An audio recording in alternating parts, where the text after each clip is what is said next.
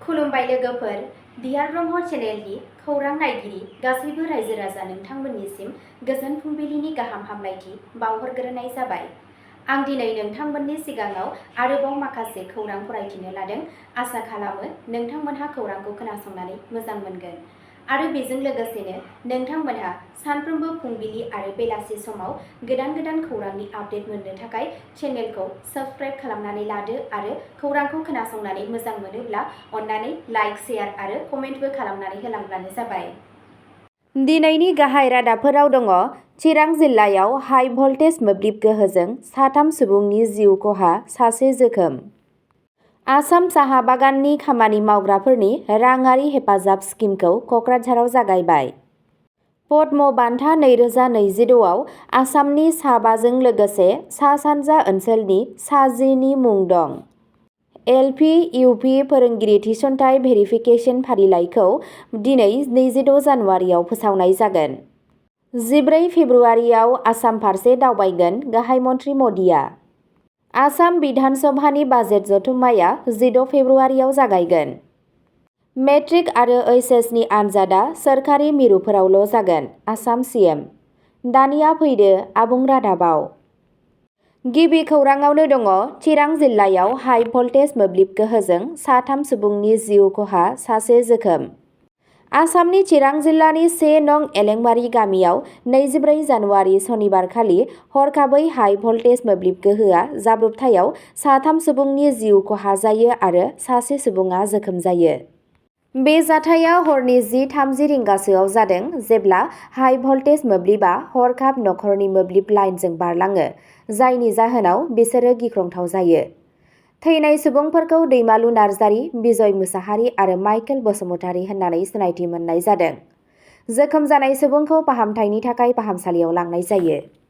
रिपर्टनि बादियैब्ला जाथायनि मोनसे दुखुनांथाव जाथायाव माइकेल बसुमतारिया बै सानखालि सानाव जुलि लादोंमोन आरो हाबानि मोनानि समावनो बे दुखुनांथाव जाथाया जादों। गिबि रिपर्टआव फोरमायनाय जादों दि गंसे हाइ भल्टेज लाइनआ एस.टि. खुन्थियानि खम भल्टेज थारजों नांजाबदोंमोन, जायनि जाहोनाव मोब्लिब गोहोआ थाग्रा जायगाफोराव बोहैदों। हाबानि न'जों लोगोसे गोबां न'फोरा गोहोम गोग्लैदों। जाथायनि उनाव गामिनि गेजेराव गिखांनाय सोमजिदों। मोब्लिब गोहोनि बिबानगिरिफोरा जाथायखौ नायबिजिरगासिनो। नैथि खौराङाव दङ। आसाम साहा बागाननि खामानि मावग्राफोरनि राङारि हेफाजाब स्किमखौ क'क्राझाराव जागायबाय। मुख्यमन्त्री एटिकली दुटी पाट आसाम साहा बागान मावदांसाफोरनि राङारि हेफाजाब मावथांखि 2025 नि फोरबोआरि बेखेवनाया मैया क'क्राझार जिल्लानि दालुवाबारि आरो मरनै साहा बागानफोराव जायो। बे हाबाफारिखौ आसामनि साहा दारिमिनाव साहा बागाननि खामानि मावग्राफोरनि बिहोमाखौ सिनायथिनो थाखाय खुंनाय जादों। दलुवाबारि साहा बागानाव BTCनि गाहाय हाग्रामा महिलारिया गाहाय आलासि महरै बाहागो लादों। मरनै साहा बागानाव बे हाबाफारियाव BTCनि मावफुं सोद्रोमा श्रीमती मुनमुन ब्रह्मआ गाहाय आलासि महरै बाहागो लादों। क'क्राझार जिल्लानि कमिसनार श्री पंकज चक्रवर्ती एस.सि.एस. बिथाङा दलुवाबारि हाबाफारियाव बेखेवनाय बिबुंथि होयो। बे स्किमआ आसामनि साहानि 200 बोसोर आबुं जानायखौ दिन्थियो आरो साहा बागान हारिनि गोख्रों खामानि आरो बाउसोमनायखौ गनायो, जाय आसामनि बिरासत आरो रांखान्थियारि जौगाथायनि थाखाय गोनांथार जानानै दं। बे हाबाफारिखौ आसाम सरकार आरो माइगभ आसामआ हेफाजाब होदों। थामथि खौराङाव दङ। पद्म बान्था 2026 आव आसामनि सा-5जों लोगोसे सा-सानजा ओनसोलनि सा-10 नि मुं दं। मैया भारत सरकारा सुबुंखान्थि साननि सानसे सिगां हादोरनि जौसिन नोगोरारि बान्थाफोरनि गेजेराव मोनसे पद्म बान्था 2026 खौ फोसावदों। बे बोसोराव सा-सानजा ओनसोलनि गासै सा-10 सुबुंफोरा आरिमु, थुनलाइ, समाज सिबिनाय आरो आबाद बायदि बिथिङाव सोमोनांथाव बिहोमा होनायनि थाखाय मान बावजादों। आसामनिफ्राय सा-5 सुबुंखौ पद्मश्री बान्थानि थाखाय सायख'नाय जादों, जाय भारतनि ब्रैथि देरसिन नोगोरारि बान्था।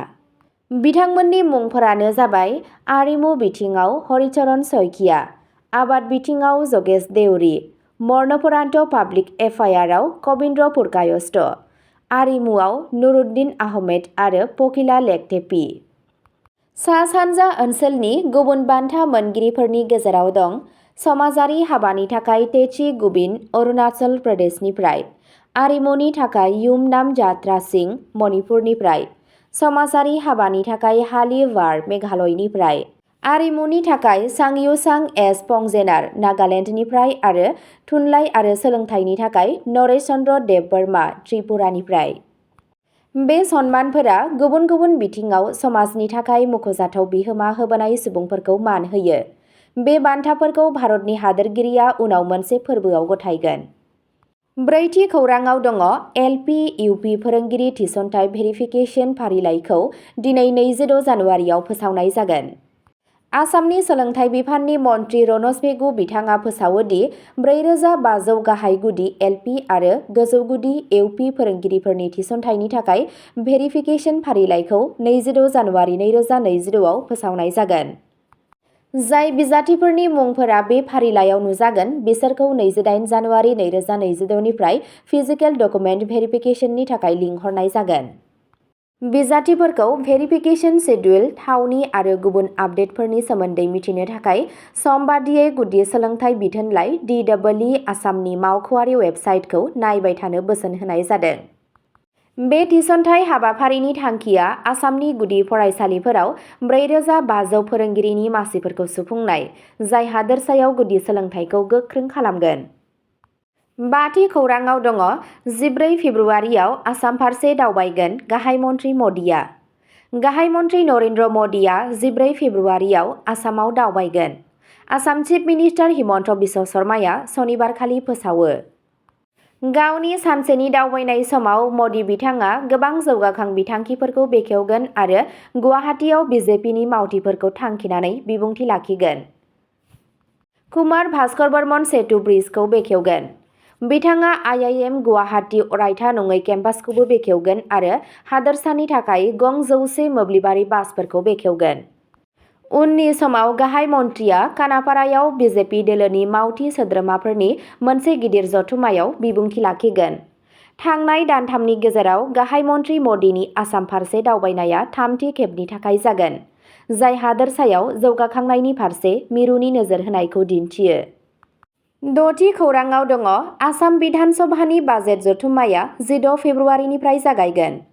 आसाम बिधान सभानि बाजेट जथुम्माया 16 फेब्रुवारि 2022 आव दिसपुराव जागायगोन।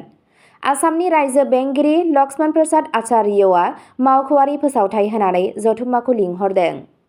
गिबि सानखालि फुंनि 9:30 रिंगायाव जथुम्मा खुंफुंगोन होनना मिथिनो मोननाय जायो। बोसोरनि थाखाय हादोरसा बाजेटखौ 17 फेब्रुवारियाव गथायनो हागौ, नाथाय बे खालारखौ एसेम्ब्लिनि फालांगियारि बोसोनगिरि कमिटिया रोखा खालामगोन। बे जथुम्माया फैबाय थानाय बोसोरनि थाखाय हादोरसानि रांखान्थि आरो मावथांखिफोरनि सायाव सावरायनायाव गोसो होगोन।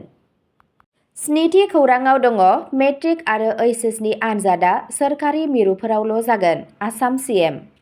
Assam chief minister doctor Himanta Biswa शर्माया फोसावदों दि मेट्रिक आरो जौसिन गेजेरारि आनजादफोरा दा गावारि फसंथानफोराव जानाय नङा।